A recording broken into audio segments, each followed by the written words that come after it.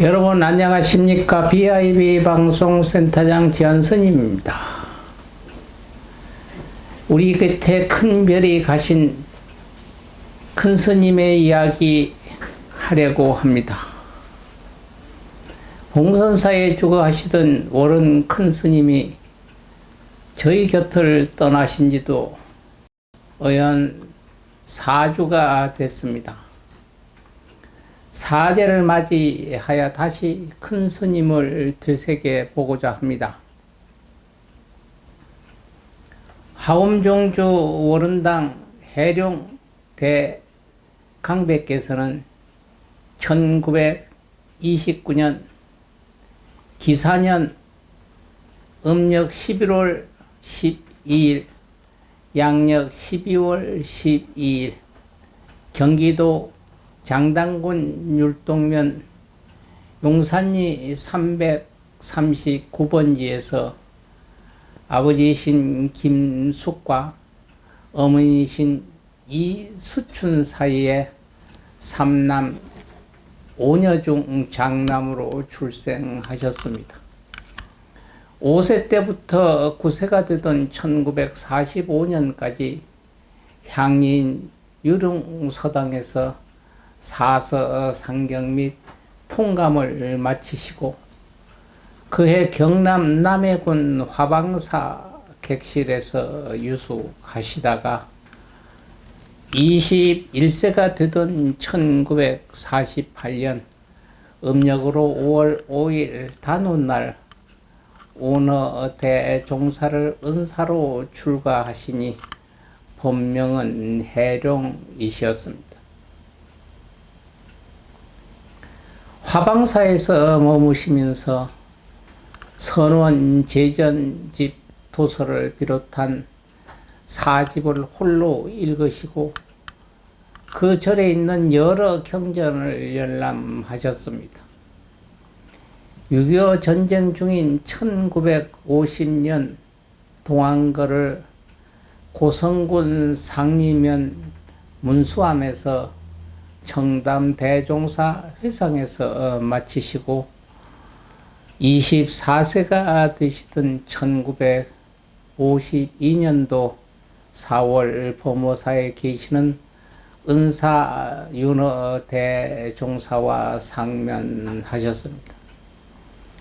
당시 능언경 흑판 강의를 종강하신 운허 대종사께서 경의 요지를 하문하시자 호살 응기 시연 미오요 오타 음실이라 아리니 오너 대종사께서는 미연 경정이라 평하셨습니다.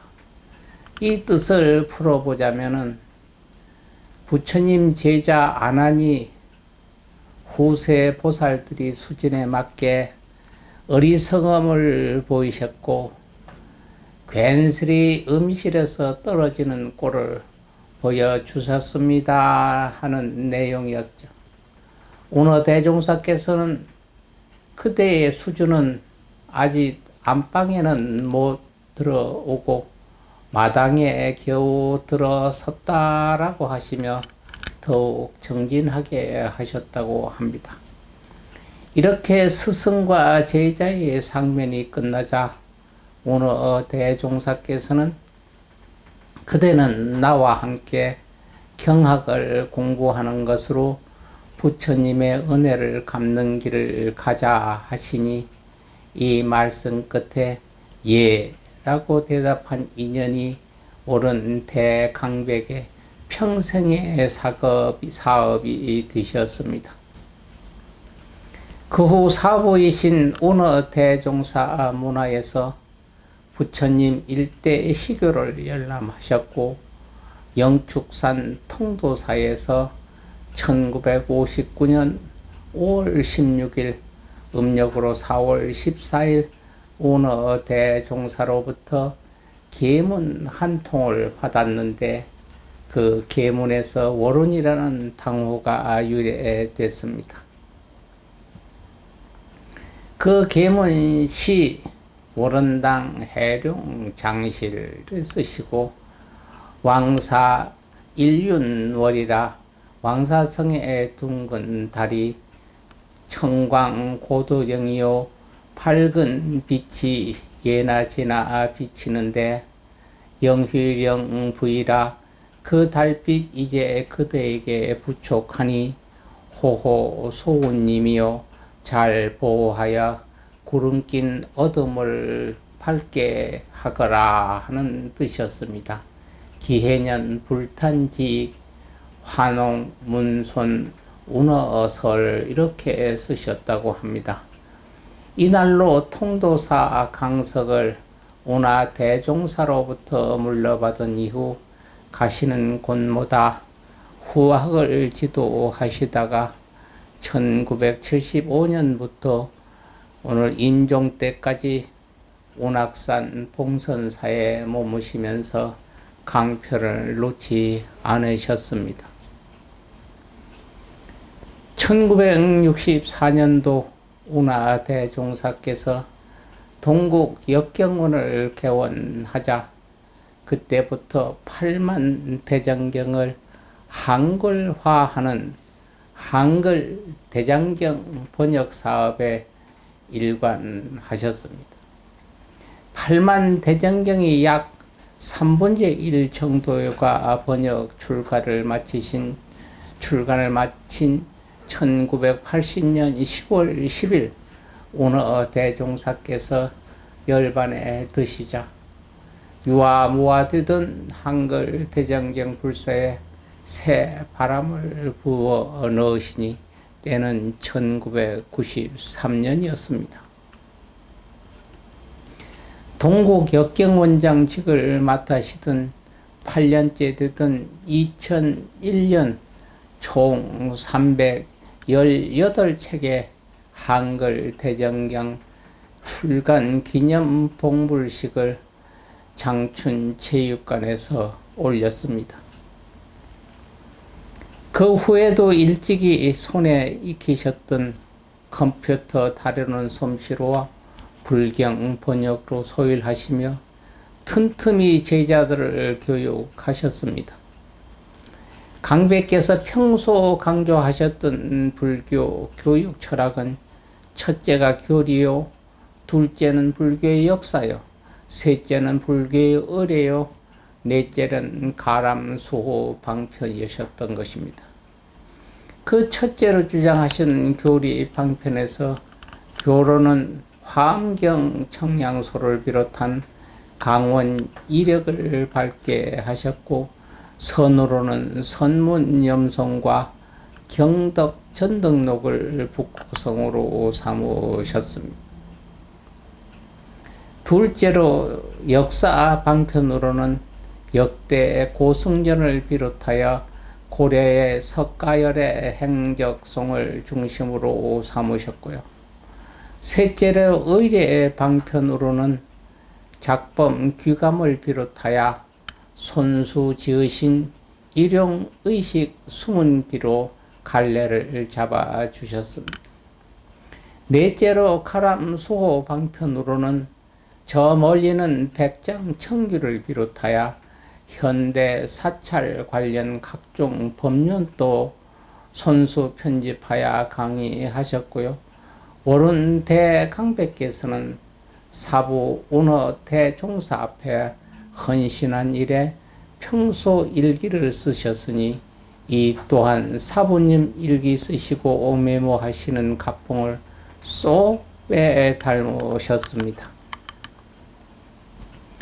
86세가 되시던 2014년 2월에는 대강백께서 평생 써오시던 일기장을 토대로 지난 기록을 몸소 연대손으로 입력한 회고록의 일종인 자초연기를 A4 용지 106쪽을 편집 완료하여 가까운 제자들에게 오탈자를 잡게 하시는 것으로 생을 마무리하고 정리해 가셨습니다. 그 후에도 조석으로 예불 하시고 대중들과 함께 공양하시면서 틈만 나시면 다경실 컴퓨터실에서 고문서를 교정하시고 자판으로 입력하셨습니다. 몸에는 큰 병은 없으셨지만 산문 밖을 나가시는 일은 거의 없으셨습니다.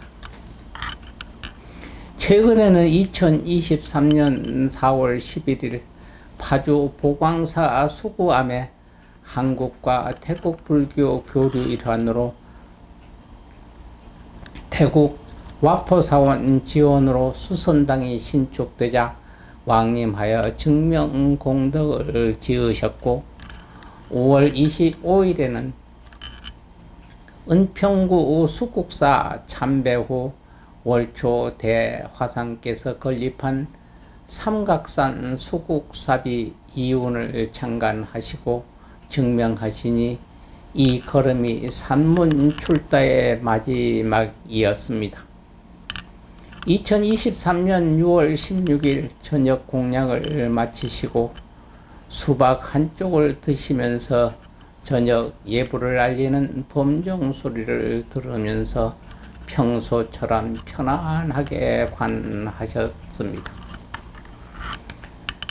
당일 오후 8시 30분부터 숨을 고르시더니 시자를 불러 장삼을 창길에 하자 위급함을 감지한 시자는 119에 전화하고 주지를 비롯한 소임자들이 뒤를 따라 인근 병으로 모셨습니다. 제자들의 효성도 가시는 걸음을 붙들지 못했으니 당일 10시 36분에 사바의 일기를 마치셨습니다. 돌이켜보면 1980년 음력 10월 10일 당시에 사부님 어느 대종사께서 입적하시고 3년 대상이 지나자 사부님이 기거하시던 다경설로 드셨지만 경전을 읽고 부처님 말씀을 번역하시고 책을 묶으시면서도 차를 드시는 일은 없으셨습니다. 예나 제나 벽장에 박하스는 떨어지지 않으셨으나 그마저도 시자들이 몸에 좋지 않다고 숨기니 다경실에서 다자는 옛날에 지워져 경실이 되고 말았습니다. 이제 경 읽으시는 주인마저 안 계시니 경자도 그 비틀이 들어가고 텅 빈 집만 남게 되는 것 같습니다. 시적하시고 하룻밤이 지난 어느 시간 한 노거사님이 봉문사 찾아오셔서 참배하시고 쪽지 하나를 건너주시면서 다음과 같은 이야기를 전해주셨다고 합니다. 오른 대강배께서는 수십여 년 전 티베트로 성지 순례를 가신 적이 있었고 티베트의 산이 높아 호흡 곤란으로 대강배께서 기절을 하셨는데 좀 있다가 소생하셨다고 합니다. 동행했던 거사님 한 분이 큰 스님 돌아가시는 줄 알았어요 라고 위로하니 스님께서 말씀하시기를 혹시 순례 중에 또 기절하면 이렇게 위패를 써서 부처님 나라 티베트에서 장사 지내세요 라고 하시면서 쪽지에 한문으로 아래처럼 적어 주셨다고 합니다.